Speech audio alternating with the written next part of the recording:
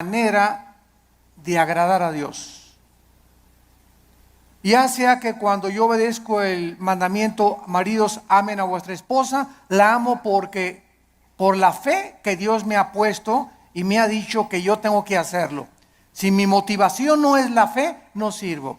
Cuando yo doy dinero a la obra de Dios, tiene mi motivación que ser por fe, agradando siempre a Dios. Amo a mi esposa porque quiero agradar a Dios. Amo a mi esposo porque quiero agradar a Dios. Doy porque quiero agradar a Dios. Siempre, siempre la fe tiene que estar detrás de nuestras acciones. Y si la fe no está detrás de nuestras acciones, no estamos agradando a Dios. Es imposible. La palabra imposible, insisto, significa que no hay posibilidad alguna de agradar a Dios de otra manera. Fíjense qué importante es esta conferencia. Y a continuación dice el Espíritu Santo, porque es necesario, o es implícito, que el que se acerca a Dios, ¿cómo nos acercamos a Dios? Creyendo que Él existe. Si tú te pones hoy en la mañana a orar, Señor, te pido por mi hija, mira que tiene 3 días que se fue mi hija. Oh, Señor, no tengo trabajo. ¿Tú crees que te estás acercando a Dios con fe? Bueno, primero tranquilízate, cálmate, tómate un chocho tal vez, ¿verdad? Para que te aplaques. Pero en un estado emocional donde estás, Señor, por favor, etcétera, etcétera, es como si dijeras a Dios, tú no puedes, Señor, contestarme. Estoy lleno de aflicción y tú no puedes realmente contestarme. Pero yo me acerco a Dios y le digo, Padre, te doy gracias porque mi hija está en tus manos. Te doy gracias porque el trabajo que tengo por delante está en tus manos. Y gracias, Padre Santo, porque descargo mi corazón y al levantarnos de la oración, creemos que Dios nos escuchó.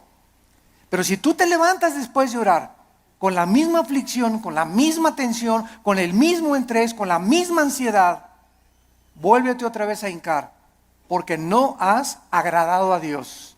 A través de la oración, cuando nos acercamos a Dios, tenemos con nuestra acción, después de estar en la presencia del Rey, creer que realmente Él nos ha escuchado.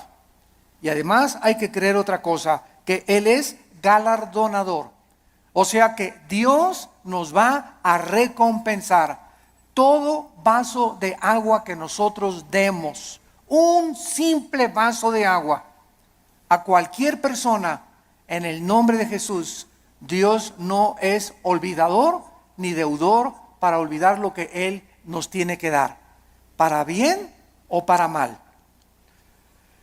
Muy bien, vamos pues en el versículo 1 a tratar de encontrar alguna definición que nos ayude a sentar nuestras bases de qué es la fe para comenzar a construir arriba del versículo 1. Es pues la fe, la certeza. La palabra upostasis, que se tradujo certeza, es sustancia. La fe es una sustancia, es algo real, es una seguridad. ¿De qué cosa? De algo que viene. De algo, no de algo que tienes ya. Porque si lo tienes ya, ya no es fe. Entonces la fe está relacionada con el futuro. Siempre, siempre con algo que no tienes y que viene. Y que tú tienes que estar seguro que viene. No tengo trabajo ahorita, tengo 3 días sin trabajo, 2 semanas sin trabajo, pero Jehová es mi pastor. Como decía mi esposa hace unos momentos, declaro que soy tu hijo, que nada me faltará, yo voy a mantener mi paz. Mi hijo se fue, mi hija se fue, no tengo trabajo, pero yo tengo la seguridad, la certeza que aunque no lo tengo ahorita, aunque no veo ahorita a mi hija que se componga, ni mi hijo que se componga, y aunque no veo ahorita prospectos del trabajo, lo creo, lo tengo seguro porque tú lo has dicho. No he visto justo desamparado a su descendencia que mendigue el pan. Yo sé que tú me vas a dar el trabajo, Señor. Yo sé que tú me vas a sacar adelante. ¿Por qué? Porque así lo dice tu palabra. Y esta seguridad que tú tienes, dice a continuación, es una convicción, aunque tú no lo estás viendo. Muy bien, vamos pues a tratar de explicar más claramente esto. La fe está relacionada con el futuro y con lo invisible. Con lo futuro y con lo invisible. porque es algo que esperamos en el futuro, ya sea en 3 horas, 4 horas, mañana, pasado un mes, un año, no sé, y al mismo tiempo es algo que no podemos percibir con nuestros 5 sentidos. En el momento en el que nosotros veamos algo, ya no es fe. Porque la fe está relacionada con lo invisible. En el momento que lo veo, ya no es fe. Por eso cuando alguien dice, si yo veo un milagro, voy a creer, esto es la antítesis de la fe.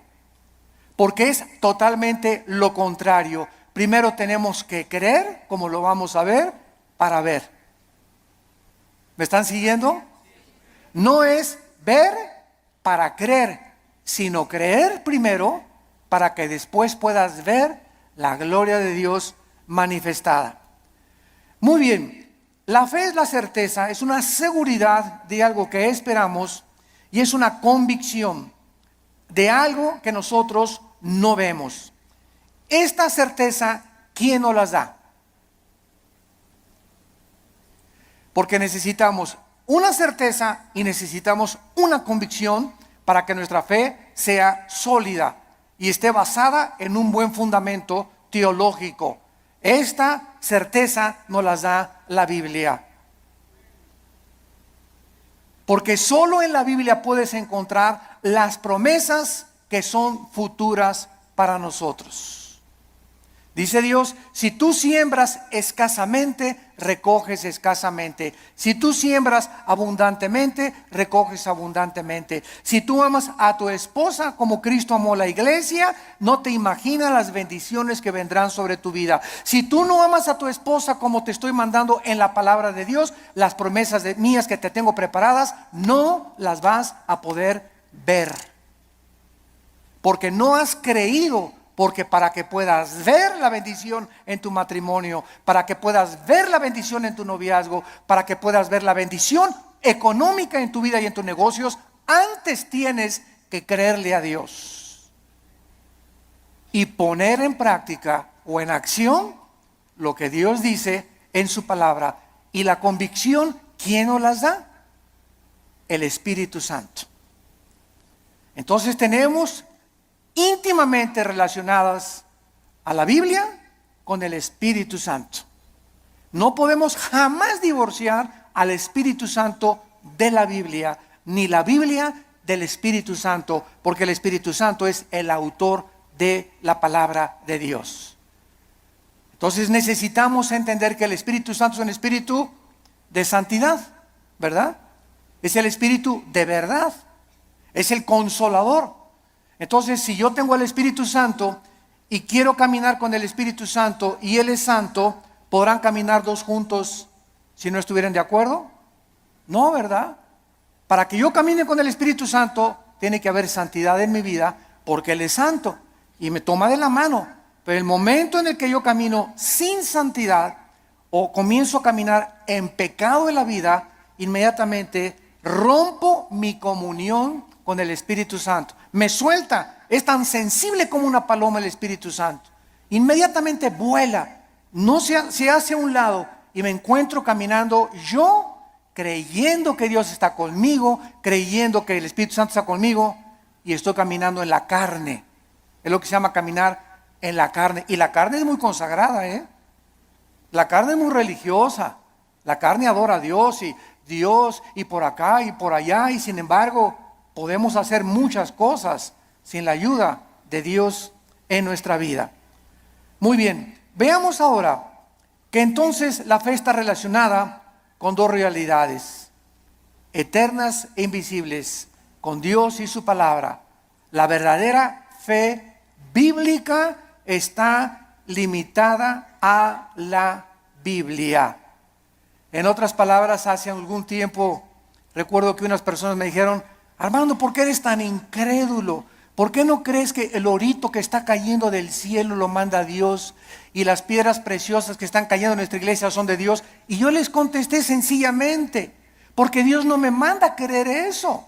Yo creo lo que la Biblia dice, Pero el hecho de creer cualquier fenómeno o cualquier acción, aunque sea milagrosa, no implica que sea de Dios.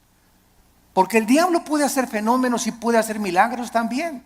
Entonces, no me pueden nadie catalogar, ni tampoco a ti clasificarte como que eres un incrédulo y no lo crees. Claro que lo creo, pero si está en la palabra de Dios. Pero si yo encuentro en Proverbios capítulo 2 que la Biblia me manda y me dice que busque la sabiduría y no las piedras preciosas y no el oro, ¿qué me está diciendo el Espíritu Santo con estas experiencias que se están manifestando en muchas iglesias? Que estas iglesias están tanto en la carne, que está ahora siendo engañadas.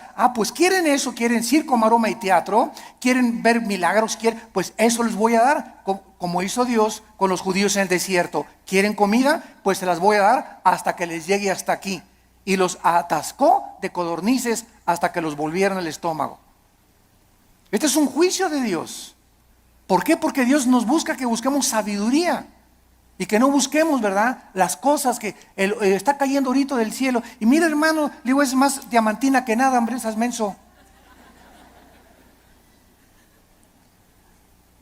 La fe está relacionada, está íntimamente ligada a la Biblia. Nuestra fe no es un trapo ungido. Hermano, voy a ir al río del Jordán. Y cuando vaya a Israel, voy a meter una botellita el agua del Jordán y me la voy a traer y me la voy a echar cuando esté enfermo. O la voy a poner ahí, ya casi una veladora. Voy a traer agua del Jordán y me voy a bautizar del río Jordán. El agua del río del Jordán y el agua del río Bravo y el agua del río Nilo y el agua del río Támesis en Inglaterra es exactamente igual. El río Jordán no tiene propiedades milagrosas. Es el agua de un río donde hace 2000 años el Señor Jesucristo fue bautizado, pero el agua no tiene nada de milagroso. El río es como cualquier otro río, y el hecho que Jesús y el Bautista hayan bautizado ahí no significa que va a ser agua milagrosa. Estamos retrocediendo otra vez a Roma, a la agua bendita. Antes entraba a la iglesia y le metía la mano y me hacía por mí que agua bendita, porque le hicieron así y le atribuían propiedades milagrosas. Esto se llama hechicería.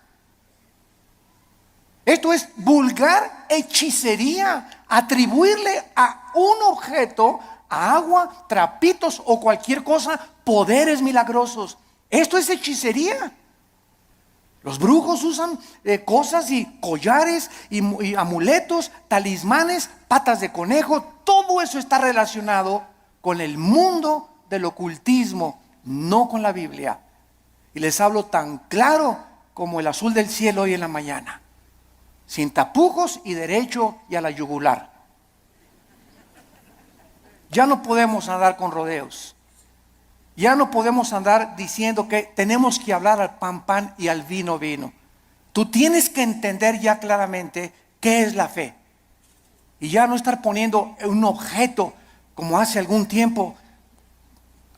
Me venden un trapito y ahí va la gente y compra el trapito ungido. O te mando este anillo que lo compré en Jerusalén. O este collar que tiene propiedades y porque este predicador en tal parte lo anunció, y van y lo compran y se lo cuelgan y le atribuyen propiedades milagrosas. O ponen el trapito debajo de la almohada y se les va a quitar el dolor de cabeza, o va a traer que la maldición se va a ir de su casa. Todo eso está relacionado con el mundo de la hechicería. Eso ya no es fe. Y esa hechicería está entrando a las iglesias cristianas. ¿Por qué? Bueno, hace 2000 años en la iglesia de Gálatas, en Gálatas 5, versículo 1, el apóstol Pablo, si alguien no lo cree, les dice a los Gálatas, ¿quién los fascinó para no oír la verdad? Y esa palabra fascinar en el griego es hechizar. La iglesia de Galacia estaba hechizada, estaba controlada por demonios que habían entrado en falsos maestros y pastores que esta iglesia tenía y que les estaba enseñando a los cristianos Es que no es suficiente la muerte de Cristo, necesitas circuncidarte, no necesitas poner árbol de Navidad, no necesitas hacer estas cosas, necesitas ahora agregarle a la obra de la cruz algo extra. Cuando la Biblia dice que cuando Cristo murió en la cruz del Calvario, se finí, caput, se acabó, consumado es, no hay nada que agregarle a la muerte de Cristo para el perdón que hemos recibido. Tratar de, después de la gracia de Dios, decir que necesitamos hacer ciertas cosas para completar la obra de Cristo, estamos llamándole que fue incompleta la muerte de Cristo, y esto es una herejía. Hace algún tiempo, bueno, más bien no algún tiempo, hace algunos días, me entrevistaron en un programa de televisión. Y una de las preguntas que siempre me hacen en Colombia, en Guatemala, donde quiera que voy es, ¿qué se pierde la salvación? Siempre me preguntan esa pregunta. ¿Por qué? Porque el 65-70% de la cristiandad cree que se pierde la salvación. ¿De dónde sacaron esta doctrina? De un hombre llamado Jacobo Arminio, que enseñó, y porque hay 5 versículos de la Biblia, nada más 5 contra más de 500 versículos en la Biblia que enseñan que la salvación no se puede perder, además que es ilógico teológicamente. Entonces estos 5 versículos parecen enseñar que la salvación se pierde, como si que te borraré del libro de la vida y que te apartaré y la rama, Juan 15, serán cortados, etcétera, etcétera, que parece indicar que la salvación se pierde. O 2 de Pedro capítulo 2, 22 al 24, que el perro regresa a su vómito, la puerca lavada a lavarse en el lodo. Pero sin embargo, cuando estudiamos estos versículos, nos damos cuenta que los sacaron de su contexto. Miren, es tan simple como esto. Cuando una persona dice que se pierde la salvación, ¿qué está diciendo? Síganme con cuidado. Está diciendo que al llegar al cielo, Pedro le va a decir: a ver, Pancho Pantera, ¿por qué te voy a dejar entrar al cielo? Y tú le vas a contestar: por la gracia de Dios, más me porté bien. Igual a la salvación. Eso es lo que se está diciendo. O sea, que la gracia de Dios no fue suficiente. Ahora que ya soy salvo, necesito portarme bien, porque si no me porto bien, pierdo la salvación.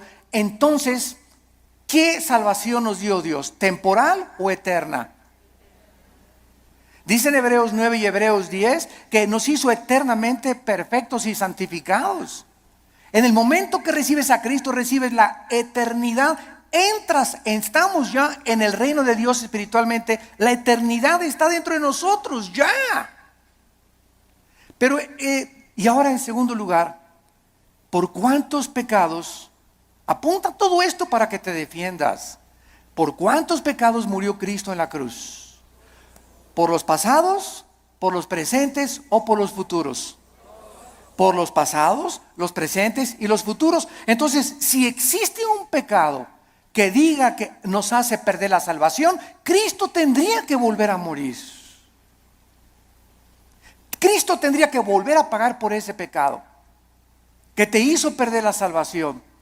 Porque la muerte de Cristo solamente te perdonó los pasados, pero los que tú cometas, tú eres responsable. Y si hay alguno que cometas, entonces Cristo tiene que volver a morir. Y entonces ya Cristo no murió por los pecados pasados, presentes y futuros, sino solamente por los pasados. Porque los que estás cometiendo, tendría Cristo que estar muriendo muchas veces para estar pagando por ellos. Ahora, si tú cometiste un pecado que te hace perder la salvación, la pregunta de los 64,000 pesos es: ¿cuál es, Pancho? ¿Qué pecado nos hace perder la salvación? Dice 1 de Juan, ¿la sangre de Cristo nos limpia? Solo de algunos.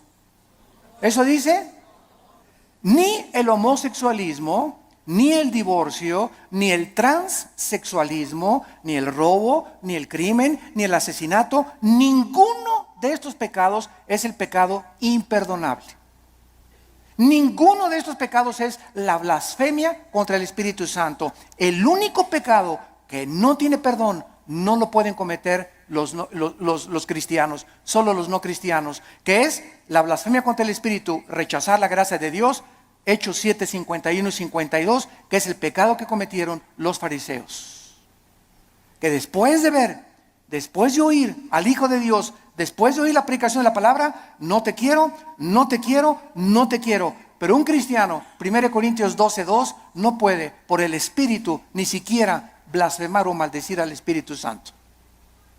Antes de ser cristianos, todos blasfemamos el nombre de Dios. Todos blasfemamos contra el Espíritu Santo antes de ser cristianos, ¿no es verdad? Todos cometimos pecados tremendos. Ahora, cuando nos muramos, otra pregunta, cuando nos muramos, ¿cuántos van a morir perfectos? ¿Dónde está San Anastasio por aquí? O Santa Rita de Casia. Cuando muramos, vamos a morir en pecado. A lo mejor hoy en la mañana le grité a mi esposo y me muero a las 2 de la tarde, ya me morí en pecado. A lo mejor hiciste una mentira a las 3 de la tarde y te da un ataque al corazón a las 7 de la noche, ya te moriste en pecado. Te pasaste un alto, ya te moriste en pecado si chocas. Todos nos vamos a morir con algún cierto de pecado, pero esos pecados ya fueron puestos en la cruz del Calvario. Entonces tendríamos que ir al purgatorio para pagar por esos pecados con los que morimos y no los pudimos confesar. Todo esto es absurdo y irracional teológicamente. Y podemos continuar así con los pactos, con la gracia. ¿Qué es la gracia, no? Entonces decir que se pierde la salvación es decir que es la gracia más portarme bien o hacer buenas obras para poder entrar al cielo. La fórmula está equivocada totalmente. Estás reprobado químicamente en la teología. La fórmula es la gracia más nada igual a la salvación. Las buenas obras que nosotros hacemos no son para salvarnos. Ya Cristo pagó por todas mis malas obras pasadas, presentes y futuras. Mis buenas obras que ahora hacemos, síganme con cuidado, Virgen del Socorro. Las buenas obras que nosotros hacemos después de la salvación solamente son para la entrega de recompensas o la pérdida de recompensas en el tribunal de Cristo. El cristiano ya no va a ser juzgado por sus obras en cuanto a la salvación, sino en cuanto a las recompensas. Y la fidelidad va a ser altamente recompensada por Dios. Un vaso de agua que hayamos dado, lo que hemos hecho en el nombre de Dios, pero no está relacionado ya con la salvación. Ya hemos sido justificados por la fe, ya hemos sido santificados y ya hemos sido glorificados desde antes de la fundación del mundo.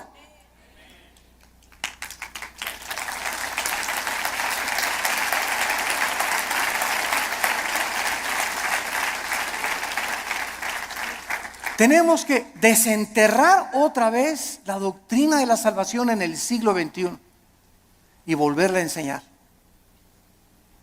claramente, porque el pueblo de Dios en los errores en que está cayendo es por no tener bases teológicas firmes, doctrinales, de una doctrina elemental como la gracia y la salvación. Y por todos lados, porque todo el mundo lo cree, yo también lo creo. Demuéstramelo con la Biblia y lo voy a creer entonces. Pero no voy a creer que porque todos creen que se pierde la salvación, yo voy a creer que se pierde la salvación. Yo te lo demuestro y se los dije en la televisión, tenemos el debate con el que quiera y se lo demostramos, ¿verdad? Que es absurdo seguir creyendo que se pierde la salvación. Ahora muchos dicen, bueno, como ya no pierdo la salvación, me voy a portar ahora sí, le voy a dar vuelo a la hilacha, ¿verdad? Bueno, dice Gálatas 5:10 que fuimos llamados a libertad, solamente que no usemos la libertad como ocasión para la carne. La persona que dice eso, con que no puedo perder la salvación, puedo hacer lo que quiera, no es salvo. No es salvo. Porque si tienes al Espíritu Santo, no vas a tratar de aprovecharte y tomar la gracia de Dios como una licencia para pecar. Eso demostraría, Romanos 6, que pues pecaremos para que la gracia de Dios abunde de ninguna manera, porque los que hemos muerto con Cristo, ¿cómo vamos otra vez a pecar? O a tratar de pecar voluntariamente. Ya demostraría que ni siquiera tenemos la salvación. Bueno, esto es importante en relación con la fe. Y vamos a ver ahora algunos ejemplos de la fe en algunos versículos en el Antiguo y en el Nuevo Testamento. Vamos a ver en primer lugar el Salmo 27, para que veamos cómo operó la fe en el Antiguo Testamento y tengamos bases más profundas acerca de nuestra fe. Vuelvo a repetir, la fe está relacionada con el futuro y con lo invisible. La antítesis de la fe sería ver, porque caminamos por fe, no por vista. La vista queda excluida de la fe. Y si camino por vista, está excluida la fe. Una de otra están excluidas. No pueden ser las dos verdad. O camino por fe sin ver, o veo y ya no camino por fe. ¿Está claro? Es muy importante aceptar este concepto. Si caminamos por vista, ya no necesito la fe. Si camino por fe, no necesito la vista. Cada una excluye, insisto, la otra. Esto es contrario a lo que el mundo dice. Ver para creer. Esa es la filosofía del mundo. Esa es la dimensión en la que el mundo se mueve. Nosotros hemos entrado a otra dimensión totalmente que dice lo contrario, que necesito primero creer para poder ver. Dice el Salmo 27, versículo 13, cuando David se encontraba afligido, perseguido por Saúl, sin trabajo, escondido en una cueva, criticado, sus hijos de David se volvieron contra él. Bueno, el pobre David, ¿verdad?, tenía todo tipo de tribulaciones iguales a las que tenemos muchos de nosotros. Y David nos manifiesta y nos exhibe una verdad preciosa. Y dice el Salmo 27, 13, hubiera yo desmayado, me hubiera tirado la toalla, me hubiera yo desalentado, ya hubiera querido ya ni siquiera ser cristiano, ya ni siquiera quería ir a la iglesia, ya estaba harto. Si yo hubiera mantenido esta actitud mental, hubiera yo desmayado. Me hubiera tirado ya al suelo, ya no quiero ni siquiera vivir. Estoy harto de todo, de mis papás, de la iglesia, de esto, del gobierno. Y sobran cosas que nos pueden llegar a pensar esto. A menos que, repito, seas San Anselmo. Pero todo cristiano llegamos a estar, ¿verdad?, hasta, decimos vulgarmente en México, hasta el gorro. ¿No te has sentido así? No levante la mano. Porque estoy seguro que todos la levantaríamos. Si no has experimentado esto, lo vas a experimentar cuando estés casado, o cuando no estés, o cuando nazcan los hijos, o cuando nazcan los nietos. Pero todos, hay muchas épocas en la vida en la que nos llegamos a sentir tan oprimidos por los problemas que ya no quisiéramos ni siquiera vivir. ¿Quiénes son los suicidas? Las personas que se les ha cerrado totalmente el mundo, se han sentido sin ninguna ventana, sin ninguna luz, sin ninguna esperanza, sin ninguna solución más que dejar de vivir. Escaparse por una puerta falsa. Y dice David que él había llegado a esa situación. Y entonces encontramos lo que lo salvó: si no creyera. Si no creyera, ¿qué veré? Primero, ¿qué cosa? Creyó. Y después venía la vista. Si yo no hubiera creído que voy a salir de esta situación y que Dios me va a mandar otro esposo, otro novio, que viene el trabajo, si yo no hubiera creído en las promesas de Dios, ya desde cuándo me hubiera aventado desde el puente hasta abajo. ¿Qué es lo que nos sostiene? Creer lo que Dios nos ha dicho. Esa es la fe, lo que nos ha dicho en su palabra. Hubiera yo desmayado si no creyese. Y dice 1 Pedro 1:5 que somos guardados por el poder de Dios mediante la fe.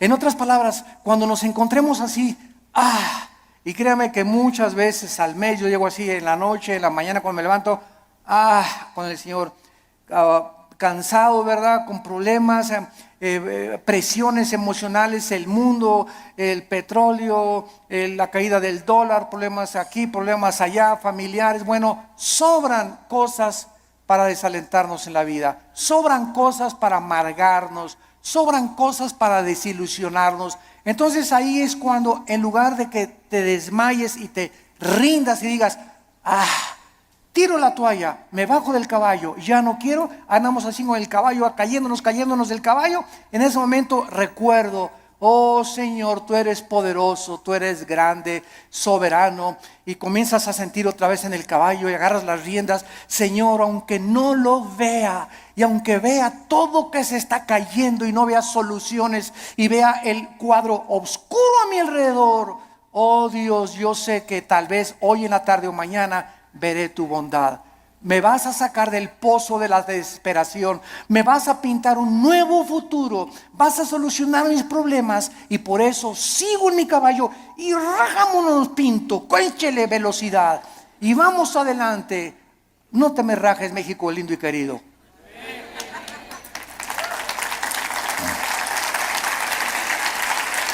No nos echemos para atrás.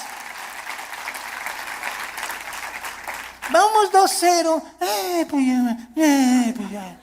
Puro gringote de 1.90, 1.95. No, ya no la hacemos. ¿Cómo que no la hacemos? ¿Cómo que no? Ya, ándele, ¿cómo que no la hacemos? Y eso de veras nos infunde ánimo. Porque es un cuadro físico de lo que espiritualmente debemos hacer nosotros. Crecernos al castigo. Ya no hay trabajo. Y nadie me quiere. Y me dicen risitos de oro, pero tengo nariz de corcholata. ¿Sabes una cosa? Bueno, ¿por qué comenzamos a sentirnos así? Porque estamos viéndonos en el espejo, porque estamos viendo la situación, porque estamos caminando por vista. Olvídate y desconéctate de lo que ves y lo que por tus 5 sentidos entran, y conéctate con la palabra de Dios. Diario ven a la Biblia en la mañana, cargar las pilas, la energía. Chupa la fuerza espiritual que Dios tiene para nosotros, que es la que nos va a sostener. Nos separamos de la Biblia y nos vamos al suelo. Hebreos 11:27, otro ejemplo en el Nuevo Testamento de Moisés. Hebreos 11:27 dice así: por la fe, por creer lo que Dios había dicho, porque la fe nunca la desconectemos de la Biblia. Por creer lo que Dios ya había revelado en su palabra en el Antiguo Testamento, Moisés dejó Egipto. Si él hubiera sido guiado por sus emociones, vean ustedes, el temor, que es el más grande enemigo de la fe. El temor. El temor es la antítesis de la fe, es lo opuesto de la fe. Si Moisés hubiera dicho, el rey, si me voy me va a mandar los soldados, me mata, me corta la cabeza, él es el emperador de Egipto.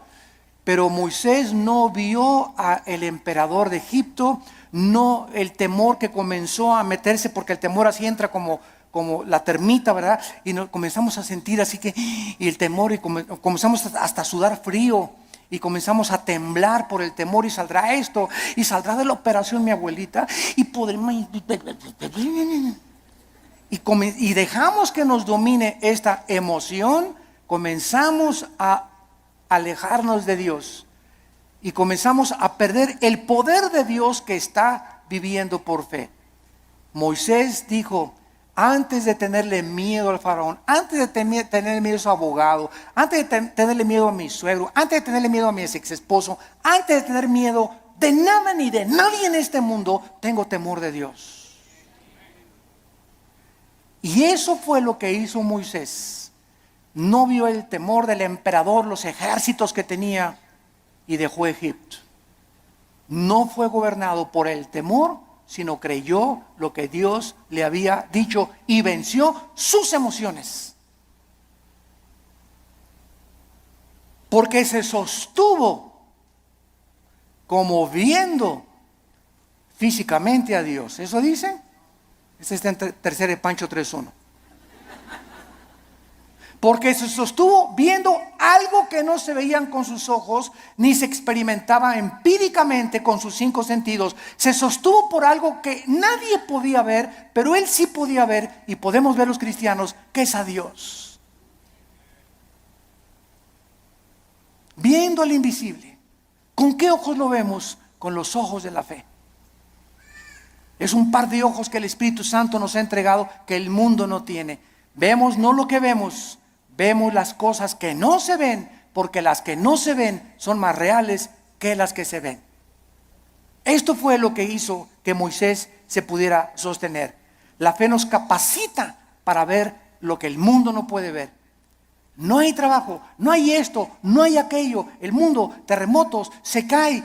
Ahora que fue el terremoto de Japón, no sé si vieron ustedes un video de los muchos que han pasado, que primero el terremoto, el tsunami y el puntillazo, la fuga de gas radioactivo.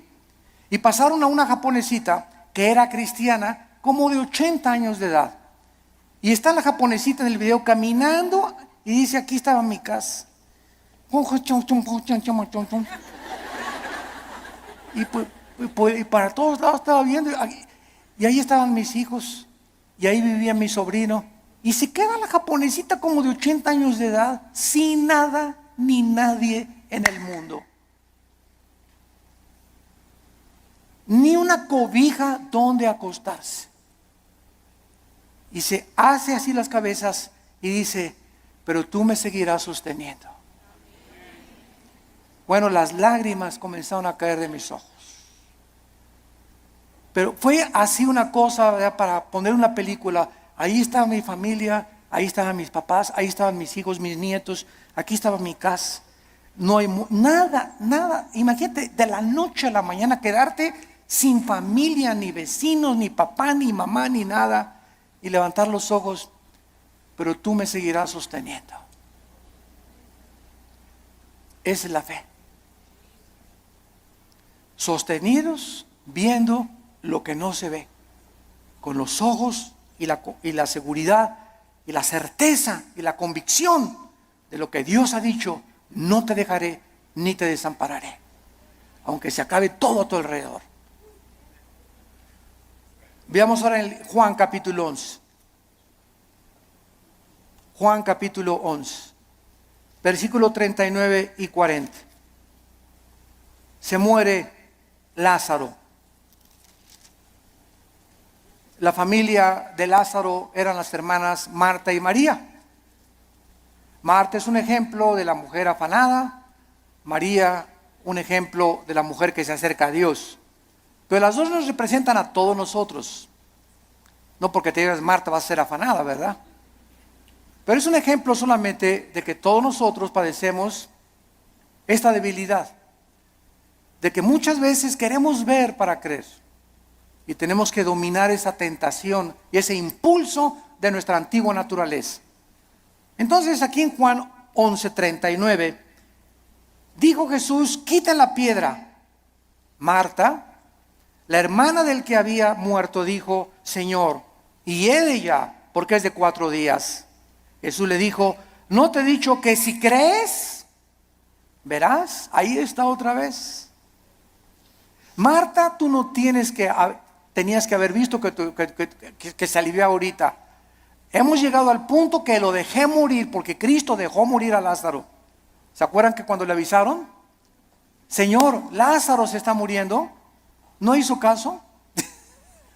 Y era el mejor amigo de Jesús y la familia que lo hospedaba y le daba de comer a Jesús, y tenía según un cuartito especial para Jesús cuando pasaba por ahí Jesús. Y no hizo caso Jesús, y Lázaro se murió. Y ya que tenían 3 días, Jesús dice a los discípulos: vamos a donde está Lázaro. Y ahora sí, como decimos en México, ¿ya para qué? ¿Ya para qué? ¿Ya para qué? Pues ¿cómo que ya para qué? Pues eso decimos nosotros, pero no lo dice Jesús ni Dios tampoco. Y llega Jesús, los discípulos: ¿ya para qué, Señor? ¿Ya para qué? Ya pierdes tu tiempo. Y es que todo, dice Cristo, lo hice llegar a este punto, y te estoy haciendo llegar a este punto donde pierdas tu trabajo, donde tengas esa enfermedad, donde pases esto. Estoy llevando las cosas al extremo para que cuando estén en el extremo, ahí pueda yo ser grandemente glorificado por tu vida. Yo cuántas personas he visto que se enferman de cáncer y que son sanadas y que dicen: Dios mío, hasta los médicos, pero esto es un milagro. Pero si no hubiera sido esa enfermedad, no hubiera sido glorificado Dios. Si no hubieras perdido tu trabajo y un trabajo te viene milagrosamente, ¿cómo podrías decir, Señor, solo tú pudiste haberme dado este trabajo? Fue un milagro. Así como ayer la selección mexicana fue un milagro que ganara. Pero aquí no se mete, ¿verdad?, la fe. O sea, 2-0 decimos, ya al 2-0, yo ya iba a pagar la televisión. La neta. Dije, ya, otra goliza. ¿Cómo nos vamos a levantar de un 2-0 con estos gigantones de gringos, verdad? Y cuando viene y te das cuenta, ¿no? Que, caray, digo, lo que no parece, se puede convertir en una realidad. Entonces muchas veces Dios deja que lleguemos a ese 2-0 y que parezca que todo está perdido. No está perdido. Porque Él es Dios y Él es alguien que ha dicho, no te dejaré, desampararé, estaré todos los días contigo hasta el fin del mundo. Podemos, aunque perdiere mi padre y mi madre, con todo Jehová no me dejará. Porque Él es nuestro sostén. Y le dice Cristo a Marta, si tú crees, vas a ver la gloria de Dios. Tenemos que ver espiritualmente para poder creer. La gloria no puede venir hasta que no creamos. Por ejemplo, en el área económica, en el área matrimonial, en el área de relaciones sociales, en el área de nuestras amistades, en todo esto se cumple primero creer para ver. Dios le dice a los maridos, amen a su esposa. Tú amas a tu esposa sacrificialmente y comienzas a quitar todas las imágenes de otras mujeres de tu vida, etcétera, etcétera, y ve Dios tu fidelidad mental y espiritual, porque los pensamientos no le engañan a Dios. ¿Qué hace Dios cuando un hijo está haciendo lo que la Biblia dice porque quieres agradar a Dios? Te bendice. No te imaginas cómo te bendice. Señor, pero que tú ya tiene 20 kilos de más, Señor. ¿Cómo tú? ¿No puedes cambiar una llanta vieja por una nueva? Como dicen en Guanajuato, ¿verdad? Y sabes una cosa, que cuando estamos casados no es solamente la pasión. La pasión dura la luna de miel 3 o 4 días y dura también en el triunfo del amor. Pero todas esas pasiones que tú ves y esos enganches que se dan esas cosas no duran. Y claro que nos seguimos besando y todo, ¿verdad? Pero entonces ya entras al matrimonio y ya entras a un nivel donde no solamente es pura pasión, hay problemas y bajadas y comienzas a entrar a una madurez donde maduras con tu esposa y te das cuenta que es una relación que tiene que durar toda la vida hasta que la muerte nos separe, porque está basada en un cordón de 3 dobleces, que es Jesucristo. Entonces ya no está basada tanto en el físico como en una relación espiritual, porque los matrimonios que duran son los matrimonios que los dos son discípulos de Cristo. Cuando dos caminan hacia Dios, es como un triángulo. Dios está en la punta del triángulo y aquí está el hombre y la mujer. Cuando el hombre y la mujer caminan los dos siguiendo a Cristo, cada vez están más cerca el uno con el otro, porque más cerca están de Dios. Y ya podemos vencer esas cosas de cámbiame, la verdad. Oye, es que no vas a tener Miss México toda tu vida. ¿Qué querías, verdad? ¿Que tu esposa te durara así?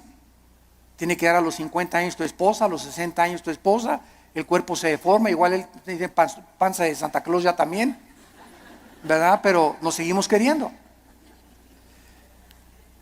Entonces nuestra antigua naturaleza demanda ver para creer, puesto que depende de los sentidos, pero no de la palabra de Dios.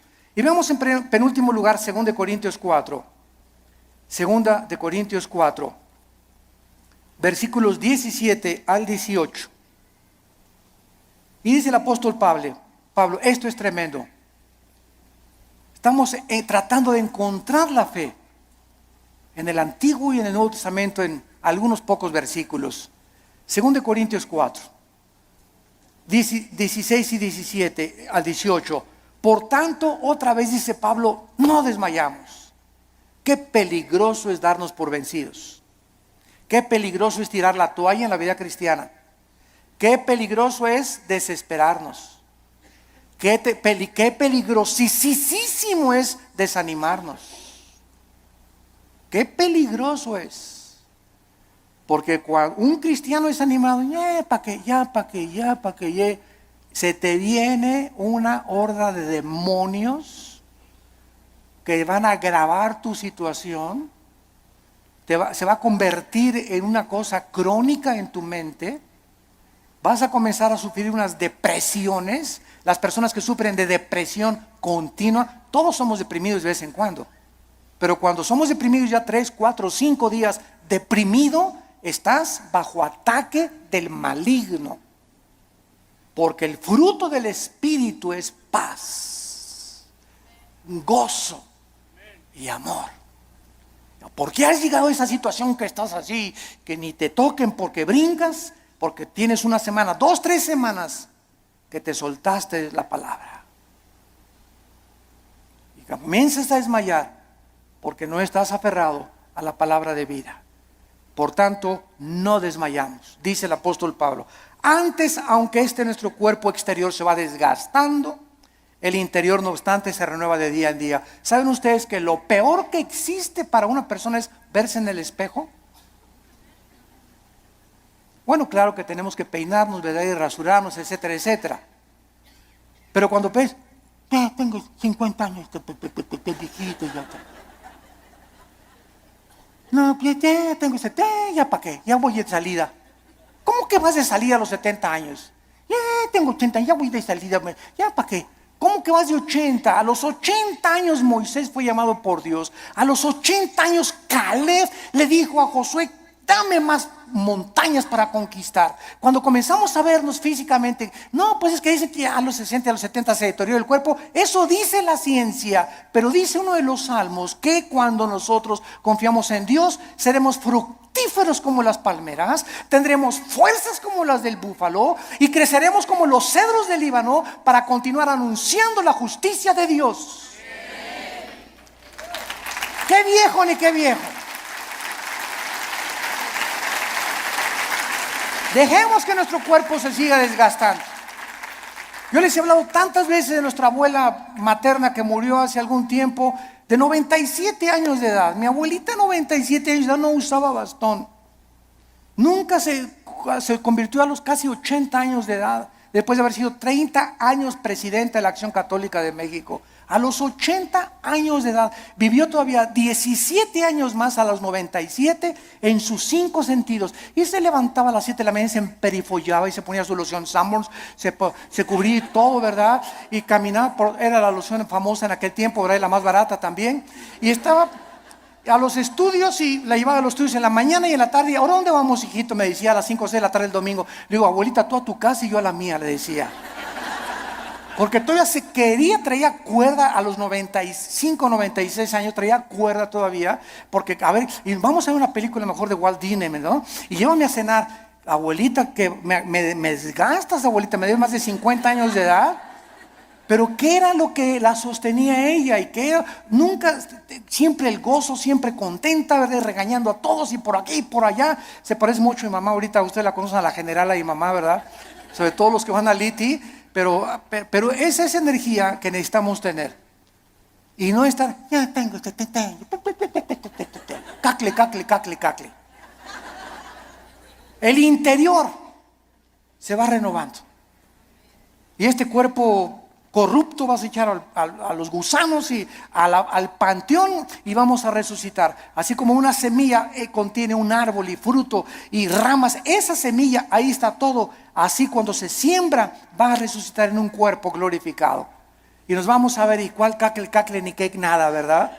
Sino que tenemos que mantener esa energía y esas fuerzas, esas ganas para vivir para Dios. Porque los que se mueren pronto son los que no tienen ganas de vivir para Dios. Ya, para que ya yo llegué, ya voy de salida.